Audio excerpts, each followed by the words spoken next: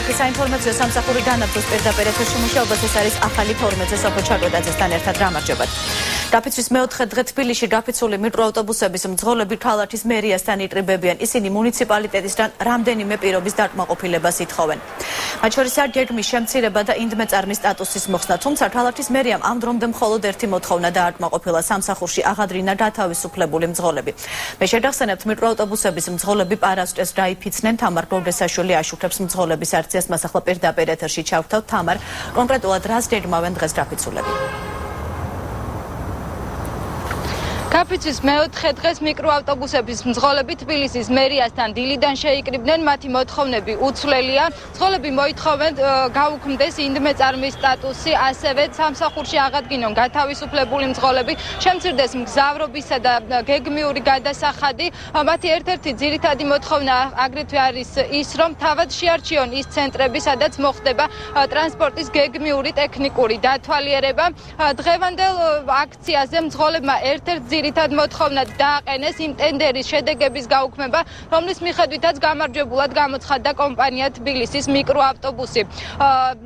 აქციის მონაწილეები მოითხოვენ, რომ პრობლემების გადაჭრაში ჩაერიოს ქალაქ თბილისის მერია და ამ მიზნით ითხოვენ თბილისის მერიის წარმომადგენელთან შეხვედრას. ახლახანს გახდა ცნობილი, რომ აქციის მონაწილეებთან შესახვედრად მზადყოფნას გამოთქვამს მერიის ტრანსპორტის სამსახურის უფროსი აკაკი ჯოხაძე. თავად მძღოლები კი ამ დროისთვის აყალიბებენ ძირითად მოთხოვნებს, რომელსაც მერიის წარმომადგენელს გააცნობენ. აქციას შეუერთდნენ უფლებადამცველებიც, ასევე აქ მოვიდა ავსტრიის მოქალაქე, რომელიც აცხადებს, რომ ის მონაწილეობდა ტენდერში და თავს დაზარალებულად მიიჩნევს. ყველას მოთხოვნა არის, რომ აი პირობები ადამიანური, ელემენტარული, სხვა არაფერი ახლა ინდმეწარმი ახლა მაგრამ გაუქმდეს უნდა და ყველა ამოდონა გადასახადს ვიხდით ამ ინდმეწარმში. ეს რო გაუქმდეს რაღაცა დააკლონეს ტარიფი დააკლონ. ადამიანური პირობები ქონდეს ახლა ადამიანი რო ელემენტარული გარაჟში შედიხარ და შუქები ჩამკრალი ყველაფერი დაღლილი მძღოლი მედიხარ 2-3 საათ მოცაცუდი ამენ და რიგ შედგეხარ იქ ბანკანის გარეთ რაღაცას რო გამოსუდეს ეს ყველაფერი რო ყოველდღურად იქ თანხაკობს მისდება გადასახდები ვერ აუდივარ და შეამოწმო კი ბატონო გადასახდები რაც ვალებში ვარ თუ გასული და როდემდე უნდა გაგდელდეს ეს ვერ ვიხდით. ჩვენ დღეს მოვითხოვთ გიგი გულავასთან შეხვედრას და შეხვედრისთვის კი არა, არამედ იმიტომ, რომ მან დააკმაყოფილოს მძღოლების შესაბამისად მგზავრთა ინტერესები კონკრეტული მოთხოვნების მიხედვით. იქნება ეს გეგმის დაწევა, რაც ტარიფის ცვლილებასაც გამოიწვევს ბუნებრივია, იქნება ეს მძღოლების იურიდიული სტატუსი, რომ ისინი ინდმეწარმეები არიყვნენ და ასე შემდეგ. დღეს დილით განცხადება გაავრცელა კომპანია თბილისის მიკროავტობუსმა, სადაც კომპანიის წარმომადგენლებსა და საინიციატივო ჯგუფ შორის შეხვედრის შედეგებია განხილული. განცხადებაში ნათქვამია, რომ კომპანიის კომპეტენციას ცდება ინდმეწარმის სტატუსის გაუქმება, ასევე უპირობოდ მძღოლების სამსახურში დაბრუნების შესაძლებლობას გამორიცხავენ და ამბობენ, რომ ინდივიდუალურად უნდა გადაწყდეს ეს საკითხი. დილიდან ქალაქ თბილისის მერიასთან მობილიზებულია საპატრულო პოლიცია, რაც შეეხება შეხვედრის შედეგებს, რომელიც გაიმართება მერიის წარმომადგენლებსა და მძღოლებს შორის მომდევნო საინფორმაციო გამოშვებებში გაგაცნობთ. დიდი მადლობა თამარ გოგრესაშვილი გვერდებოდა პირდაპირ ეთერში. ინტენსიური თოვისა და ზვავს საშიშროების გამო ყოფი-გუდაურის გზის მონაკვეთზე ამ დროისთვის ყველა სახის ავტოტრანსპორტის მოძრაობა არის აკრძალული. საავტომობილო გზების დეპარტამენტში აცხადებენ, რომ გზის ამ მონაკვეთზე აკრძალულია მისაბმელიანი, ნახევრად მისაბმელიანი ავტოტრანსპორტის და 30 ადგილზე მეტი ტევადობის ავტობუსების მოძრაობა. დანარჩენი სახის ავტოტრანსპორტის მოძრაობა თავისუფალია მხოლოდ არაგვისპირი გუდაურის მონაკვეთზე, ხოლო კობილარსის მონაკვეთზე დანარჩენი სახის ავტოტრანსპორტის მოძრაობა დასაშვებია მხოლოდ მოცურების საწინააღმდეგო ჯაჭვების გამოყენებით. ასევე მოძრაობა თავისუფალია 2 და მეტი წამყვანი ხიდის მქონე ავტოტრანსპორტისთვის.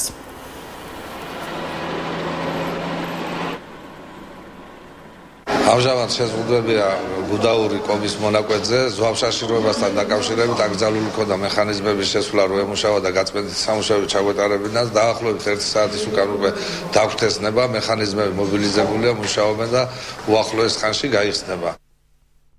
თბილისის საერთაშორისო აეროპორტმა უამინდობის გამო დღეს დამთენიისას რამდენიმე რეისი ვერ მიიღო. ამის გამო თვითმფრინავები სათადარიგო აეროპორტებში ჩაფრინდნენ. რიგიდან, მიუნხენიდან და ლონდონიდან მომავალი რეისები ბაქოს აეროპორტმა მიიღო. ამსტერდამი და თელ-ავივი კი ბათუმის საერთაშორისო აეროპორტმა გაუქმდა სტამბული თბილისის რეისიც. რა ვითარება ახლა თბილისის აეროპორტში და როდის განახლდება ფრენები? გიორგი მანჯავიძე არკვევს დეტალებს. მას ახლა აეროპორტიდან ჩავთავთ პირდაპირ ეთერში. ამ წუთებისათვის თბილისის საერთაშორისო აეროპორტში უკვე ელოდებიან სტამბულიდან მომავალ თვითმფრინავს სტამბულის რეისს, რომელიც უკვე როგორც ხმასმობის უკვე დაჯდა თბილისის საერთაშორისო აეროპორტში. გუშინ ეს თვითმფრინავი ცდილობდა დაჯდომას, თუმცა ძლიერი ნისლის გამო იგი უკან გაბრუნდა სტამბულში. სოფოში ჩამოთვალე დანარჩენი რეისები, რომლებსაც მოუწიათ სათადარიგო აეროპორტის სარგებლობამ. როგორც აეროპორტის პრესამსახური აცხადებს, ამ დროისათვის უკვე ნისლი არ არის და თბილისის საერთაშორისო აეროპორტი თავისუფლად მოემსახურება ყველა თვითმფრინავს. დიდი მადლობა. გიორგი მანჯავიძე გვერდებოდა აეროპორტიდან პირდაპირ ეთერში. ნაციონალური მოძრაობის წარმომადგენლები ზურაბ ჯაფარიძე და სერგო რატიანი საქართველოს სამოციქულო ეკლესიას მოუწოდებენ თავი შეიკავოს ისეთი ქმედებებისგან, რომლებიც შეიძლება ოკუპანტის სახელმწიფოს მიერ ჩვენი ქვეყნის ინტერესების საზიანოდ იქნას გამოყენებული. დეპუტატები პატრიარქის მოსკოვში ვიზიტს Facebook-ზე ეხმაურებიან. მათი განცხადებით, თანამედროვე სახელმწიფოში ეკლესია და სახელმწიფო გამიჯნულია. ბოლო დროს კი საქართველოს მართლმადიდებელი ეკლესია აქტიურად არის ჩართული ქვეყნის როგორც საშინაო საგარეო პოლიტიკაში. პარლამენტის წევრები პატრიარქს შეახსენებენ, რომ რუსეთს საქართველოს ტერიტორიის 1/5 ოკუპირებული აქვს და აცხადებენ, რომ მტრული სახელმწიფოს პირველ პირთან გადაჭარბებული მოწიწებით საუბარი ვერ იქნება საქართველოს სუვერენიტეტისთვის სიკეთის მომდანი. პოლიტიკური განცხადება, რომ ის რაც მოხდა იყო ცალკეული პიროვნებების ბრალი, სრულიად მიუღებელია, აცხადებენ სერგო რატიანი და ზურაბ ჯაფარიძე. რუსის სომელიები პროგნოზირებენ, რომ ქართული ღვინო რუსულ ბაზარზე დაბრუნების შემთხვევაში ისეთივე პოპულარული აღარ იქნება, როგორც ადრე იყო. ვეჩერნაე მასპასთან ინტერვიუში რუსეთის სომელიეთა გილდიის თავმჯდომარე ტატიანა შარაპოვა აცხადებს, რომ იმ პერიოდში, რაც ქართული ღვინო რუსულ ბაზარზე აღარ არის, მისი სტილი საგრძნობლად შეიცვალა. მისივე თქმით, ამერიკულ-ქართული ურთიერთობების ფარგლებში საქართველოს დახმარებას კალიფორნიის ღვინის ინდუსტრია უწევდა და შედეგად საქართველოში გაჩნდა ევროპული ჯიშის ყურძნის ღვინოები, ადაპტირებული კალიფორნიულთან. რამდენიმე დღის წინ რუსეთის მთავარმა სანიტარმა დაადასტურა, რომ მზადაა საქართველოში ჩამოვიდეს მას შემდეგ, რაც 4 თებერვალს მოსკოვში ქართული დელეგაციის წარმომადგენლებს შეხვდება. როგორც გენადი ონიშენკომ განაცხადა, ის აპირებს საქართველოში ჩამოვიდეს, რათა ადრილზე გადაწყდეს ის სისტემატური საკითხები, რომელიც ქართული ღვინისა და მინერალური წყლების რუსულ ბაზარზე გატანას უკავშირდება.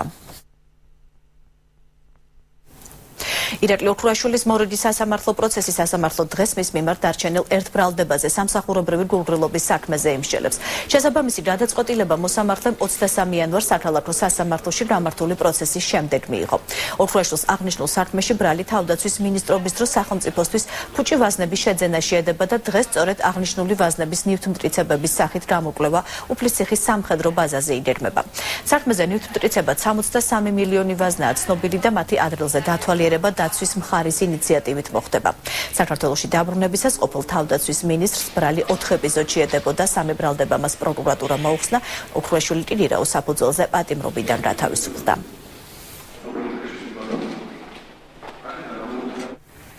საგარეო საქმეთა მინისტრი მაია ფანჯიტიძე პოლონეთში ოფიციალურ ვიზიტს იწყებს. შეხვედრები პოლონეთის საგარეო საქმეთა მინისტრთან და პრეზიდენტის კანცელარიის უფროსთან. ამის შემდეგ ფანჯიტიძე უცნობი ჯარისკაცის საფლავს გვირგვინით ამბობს.